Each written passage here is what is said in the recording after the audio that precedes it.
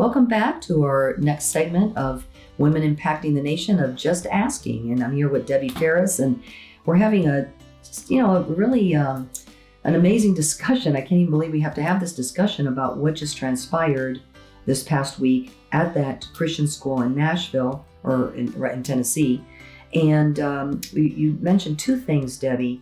One is we were talking about words matter, and then you really wanted to say something about the mental illness. Yes, and in the spirit of just asking, I would really love for real mental professionals to come out and address the issue of, when a girl or a boy feels that he or she is of the other sex. What is this?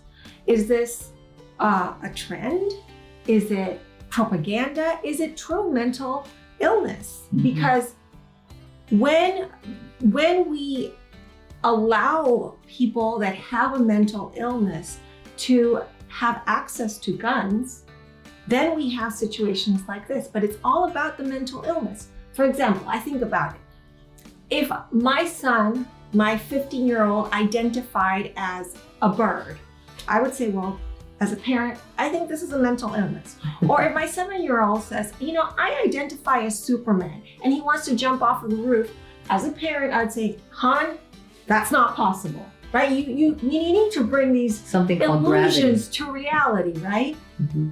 But likewise, if you are identifying as an animal or as an inanimate object or whatever, that's you be you, but you shouldn't have guns. What if your child is identifying as a Rambo or one of the Expendables and actually wants to enact these fantasies? That's mental illness, and that's a danger to society. So I really would like a real I'm a mom, so I'm presenting this from the lens of a mother, but where are the mental health professionals talking about these situations? Mm-hmm. We have this one script that's on the corporate media. Mm-hmm. And well, don't you find that it's a narrative? It's all a Saul Alinsky communist manifesto, a socialist tactic. It really is. It's a playbook, and it's targeting. Right now, it happens to be targeting the Christians. And that's what they want to do. They want to take God out of America, what made our country great. Because we are not perfect, but we surely are exceptional. That's why everybody wants to come here. But, you were talking about if you identify as something. I said, I'm really glad that when I was little and younger and even into my teens, I was really more of a tomboy. I loved riding horses. Not that you have to be a tomboy to ride horses, but I rode horses. I was out, I lived overseas my whole life, in Nicaragua and San Salvador and all over. And I was out there, climbing trees and, picking jocotes and mangoes and I don't know. And I didn't worry about my nails and I was really a tomboy. And in today's society, oh my gosh, we could have, one podcast we're going to go into, they would have, tried to bind me and we'll talk about that. And now that you have, now they're trying to program you now we have to deprogram kids to, from kindergarten, they're trying to make you, oh yeah, I know you were made, you're a little girl, and Debbie, I know that you were Debbie, but I know that you feel like you're Doug, but you're not. You are fearfully and wonderfully made.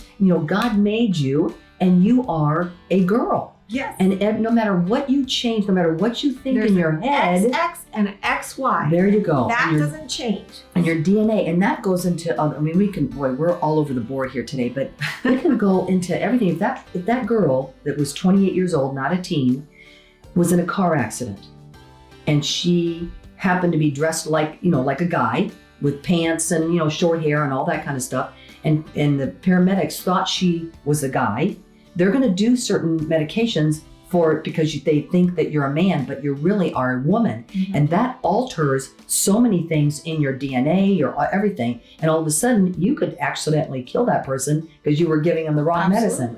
So this is all confusion. And unfortunately, for the other side, God is not a God of confusion. So this is something that's whack-a-noodle, but it's done on purpose because the media didn't talk about the guns. They're not talking about mental health. They're talking about how the Christians we are just phobic. We are transphobic, homophobic. We are all this phobic stuff, which we don't even, what does that mean? And so they're trying to perpetrate on us The failures of them. Yes. And so we just need to start standing. What do you think about that, Deb, as a mom, teaching your kids to stand for what is right and true and noble? Well, I am Hispanic. Even though I'm Chinese, I am Hispanic. So my kids learned the rules, and there's something called the flip-flop rule. In Spanish, it's el chancletazo. And that means that if you are not behaving, you're going to get the flip-flop. So that's how we do it in Latin America. And you just call things out the way they are. As a parent, no, I'm not your friend, I'm your parent. And if you're, I allow my children to have a lot of freedom of expression, but when you see things that just don't seem right, you call them out. Well, and you wouldn't let your, 3-year-old eat a Tide Pod, right? No. I mean, you don't let them put bad things in their mouth. So you are the parent. But yet, on the other hand, in today's society, they're the really, let's call it the left, the social Marxist ideology. They're trying to say, oh no, a 3-year-old can know whether they're a boy or a girl. No, you were born, and let's just talk reality here. If you were born, and we're gonna call it anatomically correct, if you were born with a penis, you are a boy. You are a male. If you were born with a vagina, you are a female. You are a girl. And so some of these, it's craziness, because if in today's society with TikTok and all these things that are just confusing our kids, you wonder why this girl, who is not a teen, by the way, even though the media is giving you such serious deception, she was a 28-year-old woman and living with her parents. And why is she not being taught that, and she went to a Christian school, she knows that she's a female. What's going on here? Isn't this confusing? Very, very confusing. More questions than answers, and no one willing gracious. to provide them. No one courageous enough, willing to provide what as a nation we ought to know about this situation.